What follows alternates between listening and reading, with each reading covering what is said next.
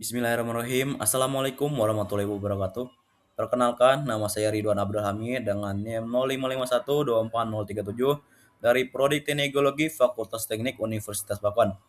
Di sini saya akan mempresentasikan hasil tugas saya yang berjudul Rekonstruksi Lingkungan dan Paleogeografi Kenozoikum berdasarkan distribusi fosil pollen dan struktur geologi Jawa Timur Utara.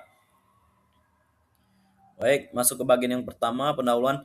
Cekungan Jawa Timur Utara merupakan satu cekungan sedimen utama di Indonesia yang memiliki peranan penting dan eksplorasi dan produksi hidrokarbon. Cekungan ini berkembang sebagai cekungan belakang busur akibat aktivitas sodasi lempeng Indo-Australia di bawah lempeng Eurasia sejak kala glasier. Proses tektonik yang berlangsung secara berkelanjutan menghasilkan konfigurasi struktur geologi yang kompleks serta pengendapan sedimen yang bervariasi, sehingga membentuk sistem petroleum yang signifikan. Pemahaman mengenai evolusi struktur geologi dan perubahan lingkungan pengendapan sangat penting untuk merekonstruksi sejarah geologi Kenozoikum di wilayah ini. Salah satu pendekatan yang efektif adalah integrasi antara analisis struktur geologi dan fosil pollen yang mampu merekam perubahan lingkungan dari daratan, pesisir hingga laut. Selanjutnya ada metode penelitian yang pertama, studi literatur utara mengenai tektonik cekungan Jawa Timur Utara, evolusi struktur atau fases ekstensi dan eversi, dan referensi paleontologi tropis Kenozoikum yang relevan dengan unit stratigrafi utama. Kedua, ada pembuatan peta skematik geologi untuk menunjukkan batas lingkungan pengendapan utama, deltaic, karbonat, dan volkanik klastik. Struktur utama, orientasi graben dan sumber lipatan, dan titik lokasi hipotik sampel polen yang terdistribusi sesuai dengan fasies. Yang ketiga ada pembuatan penampang geologi, menggambarkan keterkaitan struktur stratigrafi. Penampang ini secara konseptual menunjukkan unit sine reef atau formasi ngerayong yang terpotong oleh sesar normal. Kemudian ada unit post reef, formasi kujung atau tuban yang menutup di atas keselarasan. Pembentukan anticline akibat inversi yang memotong unit atas atau formasi lidah. Yang keempat ada analisis polen untuk menentukan tipe vegetasi kunci dan paleolingkungan pengendapan yang terkait dengan setiap unit stratigrafi Kenozoikum. Yang kelima ada integrasi struktur polen untuk menyusun model paleogeografi Kenozoikum menghubungkan perubahan lingkungan yang terekam oleh polen secara langsung dengan mekanisme tektonik yang mempengaruhi. Selanjutnya ada deskripsi struktur geologi. Sejarah struktur geologi Jawa Timur erat kaitannya dengan sejarah struktur Pulau Jawa bagian barat dan tektonik regional Asia Tenggara. Daerah ini berada pada paparan Sunda bagian tenggara dan batuan alasnya adalah Cretaceous sampai basal Tertiary Melans. Terdapat 3 tahap orogenesis yang berpengaruh pada wilayah cekungan Jawa Timur Utara, yaitu yang pertama, kapur atas sampai Eocene tengah. Pada kapur akhir terjadi deformasi kompresi mengikuti collision lempeng laut Jawa bagian timur dengan paparan Sunda. Pada bagian Eocene terjadi rifting yang diikuti oleh pengaktifan kembali sesar naik pra-Eocene dan pembentukan sesar normal. Yang kedua ada Miocene tengah. Orogenesa pada Miocene tengah ditandai oleh peristiwa regresi. Pada fase ini juga ditandai oleh hiatus di daerah cepu dan dicirikan oleh perubahan fasies dari transgresi menjadi regresi di seluruh zona Rembang, Kangean, di seluruh Rembang. Pada tahap ini juga terbentuk zona sesar RMKS Rembang, Madura, Kangean, sampai Sekala yang merupakan waxing life lateral. Yang ketiga ada Pleistocene. Pada Pliocene akhir terbentuk lipatan-lipatan hingga Pleistocene akhir. Aktivitas vulkanik busur Sunda sampai Jawa dimulai pada Pliocene akhir berlanjut hingga sekarang.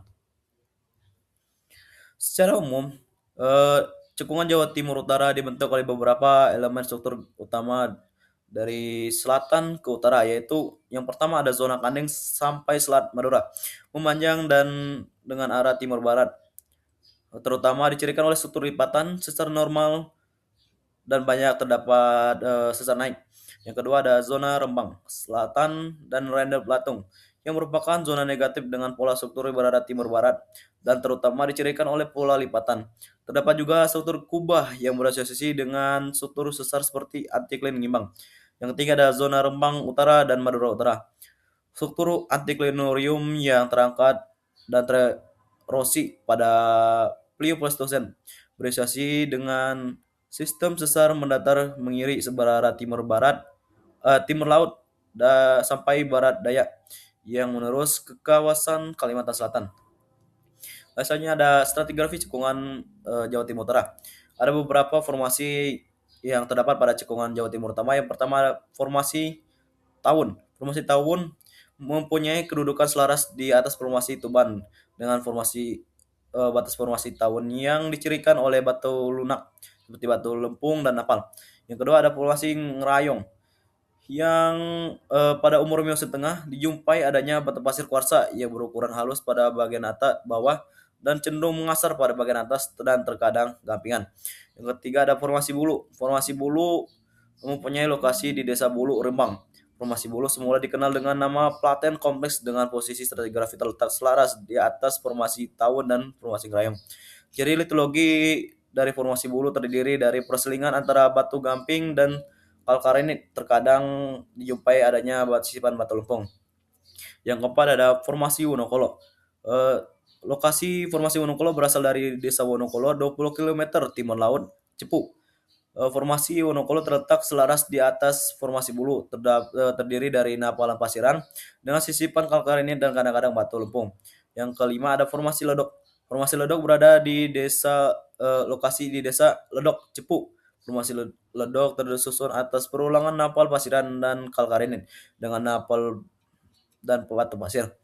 Pada bagian atas sebuah formasi ini dicirikan dengan batu pasir dengan konsentrasi glaukonit.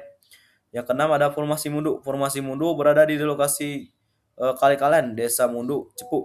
Formasi Mundu terdiri dari napal yang kaya foraminifera dengan berlapis. Bagian atas formasi Mundu ditempati oleh batu gamping pasiran dan bagian formasi atas formasi ini disebut anggota Solerejo. Terdiri dari perselingan batu gamping pasiran dan napal pasiran. Selanjutnya ada rekonstruksi lingkungan berdasarkan fosil pollen. Ada 3 jenis fosil pollen yang utama pada cekungan Jawa Timur Utara. Yang pertama ada Merepolis naharkotensis. Ini adalah salah satu pollen Aegiosperma atau tumbuhan berbiji tertutup yang paling tua dan paling penting. Pollen ini cirikan oleh bentuk tripod atau 3 bukaan. Merepolis adalah petunjuk waktu yang terbatakan untuk interpretasi interval Eosen akhir hingga Oligocene awal. Secara spesifik menandai pengendapan formasi ngimbang klastik yang merupakan sedimen dasar yang terbentuk selama fase Sandreef awal cekungan. Yang kedua ada Floresquezia spp. Genus pollen ini adalah tulang punggung dari zonasi di periode Miocene awal hingga Miocene akhir, dengan berbagai spesies yang muncul dan menghilang secara beruntun. Floresquezia memungkinkan pembagian kronologi yang sangat detail. Fosil ini memetakan masa transgresi laut dan pengendapan yang intensif, merekonstruksi unit batuan seperti formasi Kojong hingga ngerayong di sepanjang fase Sike dan inversi. Selanjutnya ada Stenoclinidatus papuanus. Berbeda dengan dua sebelumnya, ini adalah satu spora paku, bukan polen. Spora ini memiliki ciri khas tritle atau 3 celah bukaan. Stenoclinidatus mengambil peran sebagai petunjuk usia untuk periode yang lebih muda, yaitu Miocene akhir hingga Pliocene awal, mengkarakterisasikan sedimen yang terakumulasi setelah kompresi dan pengangkatan struktur yang parah di tahap 3. Selanjutnya ada interpretasi paleografi Kenozoikum. Ada ada 3. Yang pertama, paleografi awal, masa daratan dan danau, Sandreef, Eocene hingga Oligocene awal. Pada tahap permulaan Kenozoikum, ketika cekungan terbentuk melalui tektonik transtensional, peta Jawa Timur purba didominasi oleh lingkungan terestrial dan non-marin. Ini adalah salah satu masa formasi ngimbang klastik yang terendapkan di kawasan danau, rawa, dan dataran banjir. Yang kedua ada paleografi transisi. Invasi laut atau sak Oligosen akhir sampai Miosen awal. Geografi cekungan mengalami pergeseran besar yang didorong oleh transgresi eh, laut global. Permukaan laut naik membanjiri depresi cekungan paleogeografi pun bertransformasi menjadi lingkungan laut dangkal yang ideal untuk pertumbuhan terumbu karang dan pengendapan masif batu gamping formasi kujung. Yang ketiga ada paleogeografi akhir, deformasi dan diferensiasi. Inversi Miocene tengah hingga Pleistosen. Fase ini adalah yang paling kompleks secara paleogeografi didorong oleh kompresi multiple yang menyebabkan inversi struktur. Paleogeografi akhir ini menampilkan kontras yang tajam.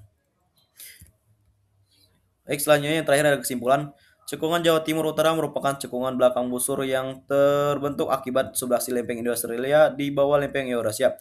Evaluasi dikontrol oleh fase ekstensi, zag, dan kompresi sampai inversi sejak Eosen hingga Pleistosen yang membentuk struktur sesar dan lipatan sebagai perangkap hidrokarbon.